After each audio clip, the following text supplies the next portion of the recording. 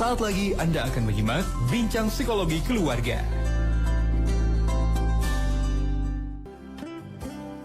Dan di seminar kedua ini, Bu Lilis, kita akan coba kembali sama-sama hadirkan begitu. Jika tadi sudah disampaikan oleh Bu Lilis berkaitan juga dengan anak Gen Z ataupun juga Gen Alpha saat ini, ketika sudah memiliki uang ini perlu menghabiskannya begitu, cenderung menghabiskannya. Nah mungkin dalam keluarga sendiri, Bu Lilis, di seminar kedua ini bisa dihadirkan juga berkaitan dengan bagaimana mengelola keuangan tersebut, Bu Lilis. Silakan. Oke, jadi frugal living ini bukan berarti pelit ya, beda. Tapi ini hemat. Hemat dan pelit itu sangat berbeda, meskipun emang kelihatan sekilas seperti orang pelit ya. Dan kita harus banyak belajar sebenarnya untuk hemat itu tuh ke orang Padang ya. Jadi saya punya keponakan yang nikah sama orang Padang. Nah, terus suaminya orang Padang itu sering bilang ke saya, wah orang Padang itu, padahal dia orang Padang, orang Padang itu tante pelit. Saya bilang bukan pelit, hemat gitu. Karena dia bilang gini, dulu ya ibu bapaknya kan buka rumah makan Padang gitu. Nah terus kalau misalnya anak-anaknya itu makan lauknya itu hanya satu macam gitu. Ya kalau udah ikan aja gitu. Kalau udah ayam aja. Nah yang keponakan saya lakukan, dia cerita gitu ya, yang aku lakukan tante ya. Aku misalnya ayam, aku tutupin sama nasi tuh. Terus udah ikan, tutupin lagi sama nasi, terus di atasnya telur gitu. Nah terus saya laporan ke mama gitu, ke ibunya, mak makan siang mak sama telur, diliatin gitu, oke gitu. Nah kalau nasi sih, nasi kan bebas segimanapun gitu ya. Nah dia suka bilang gitu. Soalnya mamaku tuh pelit tante, bukan pelit, saya bilang hemat ya. Dalam artian, dan sekarang ya ayahnya meninggal, ibunya masih bisa ini apa namanya membuka toko kelontongan gitu ya, masih hidupnya masih, padahal dulu ayahnya meninggal ketika anak-anaknya juga di usia keponakan saya itu di usia SMP kalau nggak salah atau SMA gitu ya. Nah dia seorang janda bisa membesarkan anak. Nah itu ya, jadi frugal living itu bukan pelit, nah hemat. Nah menahan diri dari tadi, harus bertanya lagi kalau kita membeli sesuatu lebih mengutamakan kebutuhan daripada keinginan. Emang nanti dibutuhkan atau hanya ingin saja itu ya. Dan ketika misalnya kita membeli sesuatu seperti tadi Kang Dapa katakan, ya cari alternatif yang murah tapi berkualitas gitu. Tidak semua barang yang mahal itu tuh berkualitas juga gitu ya. Saya ingat banget tuh dulu waktu kuliah ya, teman saya tuh bajunya unik-unik loh. Nah, terus saya bilang gini, ih bajunya ya keren, kayaknya suka itu ya, apa namanya, belanja ke luar negeri. Nah, terus dia bisikin ke saya, tahu nggak teh, aku beli ini di Gede Bage, tahu katanya gitu ke saya. Gede Bage di mana? Di Gede Bage lah gitu, tukang itu yang kalau dulu bukan thrifting, kalau zaman saya itu Cimol ya. Cimol, iya. Cimol gitu. Nah, terus dia bilang gini, teh ya, tahu nggak? Kan teman saya emang bawa mobil ke kampusnya. Teh, kalau aku bawa mobil, baju istilahnya, tahu nggak? Baju yang dipakai aku tuh 20 ribuan. Tapi karena aku turun dari mobil, katanya gitu, orang kelihatan mahal, teh.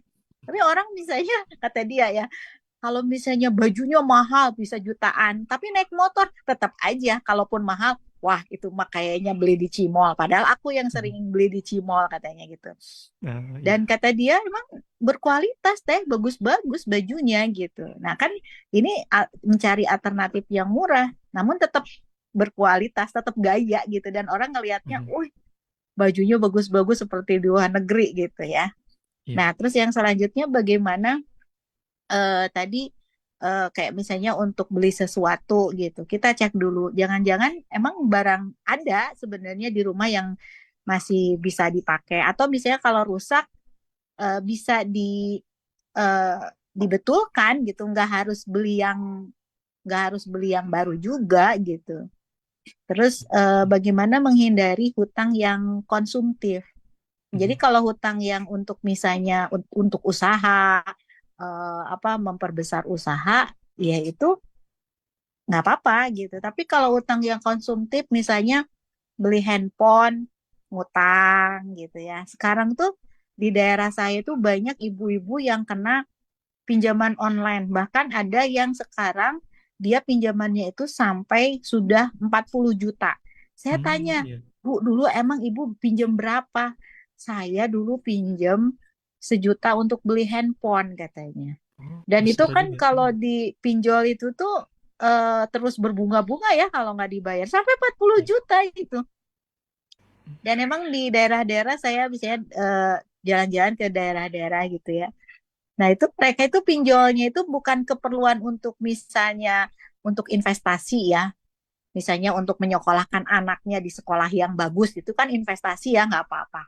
Ini pinjamnya itu untuk tadi untuk gaya pengen pengen apa ganti handphone gitu ya. Nah, ini lebih lebih ke konsumtif jadinya. Nah, kalau konsumtif kan jadi akhirnya kalau tadi yang ke usaha kan menghasilkan ya. Iya. Jadi kalaupun pinjam kan dia bisa mengembalikan pinjamannya. Tapi untuk konsumtif apa gitu. Nah, ini yang harus strategi-strategi keuangan yang berkaitan dengan frugal living ini gitu ya. Di 4 tadi utamakan kebutuhan, alternatif murah, tetap berkualitas, kemudian memperbaiki barang-barang yang rusak tidak harus langsung beli, terus menghindari hutang konsumtif. Jadi nanti bagaimana pengelolaan keuangan dengan bijak. Saya teringat selalu dengan kata-kata ibu mertua saya.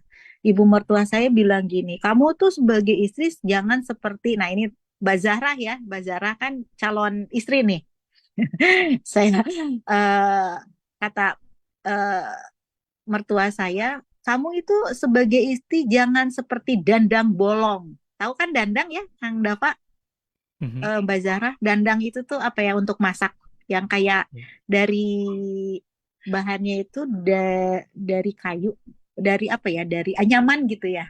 Anyaman ya. Itu, itu dari kuningan atau yang biasanya ini eh, jangan seperti dandang bolong. Suami memberikan segimanapun habis katanya gitu. Dan emang betul uang uang itu tuh kalau sedikit dikelola jadi akhirnya bagus juga gitu ya. Mhm. Besar tidak dikelola juga akhirnya ya eh, habis juga. Uang segimanapun kalau tidak dikelola ya habis, tapi uang sekecil apapun bisa nanti ada ini. Kayak misalnya saya lihat aja dari orang tua saya gitu ya. Dulu ibu saya bekerja, bapak saya bekerja. Bapak saya tentunya lebih banyak ininya ya. Apa sih namanya pekerjaannya. Tapi sekarang juga sudah tua, eh, lebih boros gitu. Jadi bapak saya itu sering jajan ke sana sini sini jajan. Nah, kalau ibu saya itu jarang jajan gitu. Terus uangnya ditabung sampai sekarang gitu ya. Eh, Iya. jadi akhirnya dia punya punya tabungan gitu. Nah, itu ya Mbak Zahra. Jadi karena kan biasanya bendahara di rumah itu tuh kebanyakan suami store ke istri gelondongan. Nah, istri nanti dipecah-pecah. Nah, itu. Dan emang untuk menabung itu kalau kita kan gini, udah eh, cukupi dulu kebutuhan, nanti nabung terakhir. Dan ternyata emang kalau nabung diterakhirkan nggak akan ada sisa kan, akhirnya nggak bisa Mhm. nabung gitu. Iya. Makanya kan pengaturan keuangan ini eh, pertama uang biar barokah, ada apa potong langsung untuk sodakoh dan infak ya. Dan ini sodakoh infak itu sebenarnya kecil sekali ya, 2,5%, 0,25%. Jadi sedikit Mhm. Iya. sekali gitu. Kalau misalnya sebenarnya kalau lebih juga nggak apa-apa. Potong dulu karena biar barokah dalam harta kita pasti ada hak orang lain. Setelah potong itu baru nabungnya berapa. Nah, baru kebutuhan sehari-hari itu yang ada di sisanya. Nah, itu jangan dibalik, udah kebutuhan aja gitu. Nah, itu pasti butuh semua dan emang akhirnya tidak ada gitu. Nah, itu Mhm. jadi Iya. bagaimana terbiasa untuk tadi menghemat. menabung gitu dan belanja dengan bijak ya. Belanja belanja dengan bijak itu tuh makanya kalau mau pergi kemana-mana, usahakan kita apa sih yang mau dibeli gitu. Termasuk misalnya saya lagi keluar kota, lagi ada pekerjaan, terus karena dari luar kota kan biasanya bawa oleh-oleh lah gitu ya untuk misalnya untuk di keluarga. Nah, oleh-olehnya pun kita harus budgetnya berapa. Iya. Jangan keluar dari budgeting yang sudah direncanakan.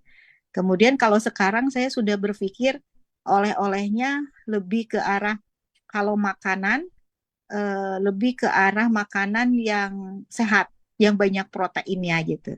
Dan namanya oleh-oleh kan tidak harus banyak juga. Orang itu kan sebenarnya senangnya itu tuh, oh ada perhatian ya ke saya gitu. Iya. Nah, ke arah sana. Jadi kita harus sebijak mungkin untuk belanja itu sesuai dengan budget, apa yang harus dibeli gitu. Jadi harus ada listnya. Karena hati-hati, apalagi perempuan ya. Kalau perempuan kan sangat mudah terhipnotis ya, Mbak Zahra ya. Ibu-ibu nih, ibu-ibu pendengar di rumah. Kalau misalnya apalagi sekarang di akhir tahun, wah itu godaannya banyak banget tuh. Di mana-mana garasi sale atau di mana-mana lagi apa sih namanya kejutan promo atau apalah namanya ya. Ini hati-hati kalau beli pun emang kita perlu, bukan hanya ingin saja. Jadi itu harus ada ketika belanja itu tuh harus ada rincian-rinciannya apa sih yang akan dibeli, budgetingnya berapa sih gitu. Nah, kalau misalnya ada promo atau ada diskon, tidak apa-apa ambil jika barang itu dibutuhkan. Tapi hati-hati tidak tergiur oleh diskon, oleh promo, karena nanti juga kepake lah, nanti juga kepake. Nah, akhirnya beli dan emang akhirnya nggak tidak terpakai gitu. Itu ya untuk keuangan untuk kita ketika kita keluar rumah membelanjakan. Kemudian kalau saya sih biasanya kalau kita sekali-kali ya bagus sih untuk rutinitas makanan kita itu makanan rumahan ya. Karena rumahan itu kan satu jauh lebih hemat. Kemudian kedua pasti bahan-bahan dan yang ada di dalamnya itu kita bisa kita atur gitu ya. Tidak terlalu tinggi gula, tidak terlalu tinggi MSG gitu ya. Bagaimana kita mengaturnya. Nah, tapi sekali-kali bolehlah gitu kita keluar. Nah, itu harus ada budgetingnya. Berapa budgetnya? Nah, saya kalau misalnya dengan anak-anak nanti budgetnya sekian, sekian, sekian. Atau saya misalnya eh, pesenin dulu, misalnya mau pilihan dulu, pilihannya biasa ada pilihan. Mau ikan, mau ayam misalnya gitu ya. Kalau ikan, ikan aja, ayam, ayam aja gitu. Atau misalnya kalau lagi saya emang budgetnya agak besar, boleh ikan dan ayam dua. Boleh nambah lagi nggak? Silahkan. Kalau mau nambah, itu uang masing-masing gitu. Kayak suami saya juga sama. Misalnya saya makan di luar tuh. Saya udah budgetnya sekian. Jadi kalau dia mau nambah lagi, uang silakan. Tidak di uang yang dikeluarkan dari saya, tapi uang dia gitu. Lebih ke arah sana. Jadi kalau misalnya kita ada syukuran, ya kita pengen bagi-bagi lah misalnya ke anak-anak atau ke saudara gitu. Kalau saya biasanya prinsipnya gini, saya budgetnya sekian. Nah, biasanya saya pesankan dulu Kang Dava, pesankan gitu ya. Pesankan bareng lah dan biar lebih apa namanya lebih enak juga pesennya. Set, nah tinggal disajikan, ayo kita makan bersama gitu. Karena kalau misalnya sok kamu mau makan apa, mau makan apa, mau makan apa. Nah, karena kan orang kadang kalau ya ditawarin kita, kita harus siap nanti keluar besar kan budgetnya gitu daripada nanti kita nggak enak lah sok aja gitu masa sih kita ngajak makan keluar orang tapi misalnya di apa namanya harus dibatas-batasin gitu kayak suami gitu udah mereka aja suruh memilih. Nah kalau saya konsepnya beda Kang Dapa Mbak Zahra, jadi kalau saya konsepnya adalah yuk kita keluar kita makan di luar, nah kita sudah pesankan gitu, atau misalnya tadi ada alternatif tapi harganya sama gitu ya. Mau ini mau ini masih ada pilihan tapi tetap di ranks kalau dia milih A atau B ya sama aja pengeluarannya. Nah jadi kan saya juga sebagai yang ngajak makan juga ya enak kan sesuai dengan budget gitu. Nah itu ke arah sana. Jadi jangan misalnya ayo gitu kayak dulu Saya pernah dengan teman, terus teman, ya udah aku yang bayarin, sok apa aja gitu.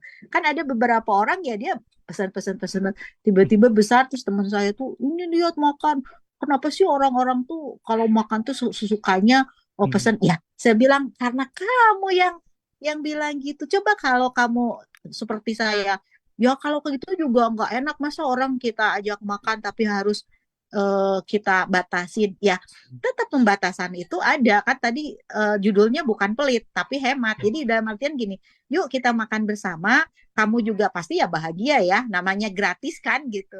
Tapi juga yang mentraktir juga sesuai dengan budget. Nah itu.